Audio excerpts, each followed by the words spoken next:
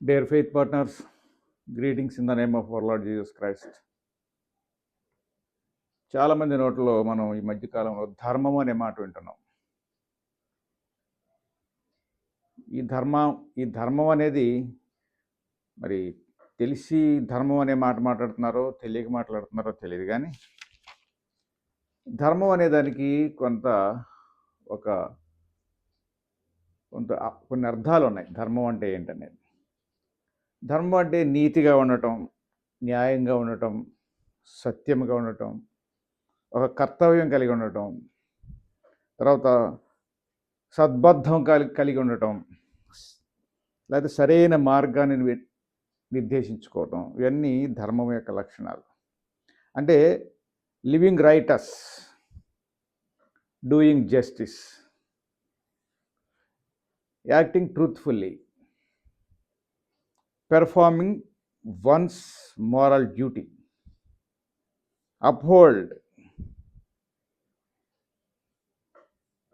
the good and righteous.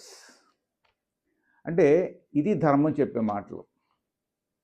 కానీ ఈ రోజుల్లో ప్రతి ఒక్కరూ ధర్మం గురించి మాట్లాడుతున్నారు, కానీ ధర్మం అనే పదం మాట్లాడుతున్నారు, కానీ ఆ ధర్మం అంటే ఏం చేయాలి అనేది మాట్లాడలేదు. అంటే ధర్మం అనే దాన్ని అడ్డం పెట్టుకొని కొంతమంది మీద దాడి చేయడానికో, లేదా కొంతమందిని ఇబ్బంది పెట్టడానికో, కొంతమందికి నష్టం కలిగించడానికో ఈ పదాన్ని వాడుకుంటున్నారు. ఈ మధ్యకాలంలో సనాతన ధర్మం అనే మాట, అంటే సనాతనం అనేది ఇప్పుడు మోడ్రన్ ఉంటేనే సనాతనం అనేది ఉంటుంది. సనాతనం అనే దానికి మన భారతదేశంలో సనాతన సంప్రదాయంలో ఏం జరిగిందంటే రకరకాల సామాజికంగా కొంతమందిని అణగద్రొక్కేశారు. ఈ సనాతన ధర్మం అనే పేరు మీద ఎంతోమందిని అణగద్రొక్కేసి వారిని అస్పృశ్యులుగా, అంతరాని వారిగా, వారికి ప్రాథమిక హక్కులు లేని వారిగా, వారి ప్రాథమిక హక్కులను కాలరాశారు. వాయిస్ లేకుండా చేశారు.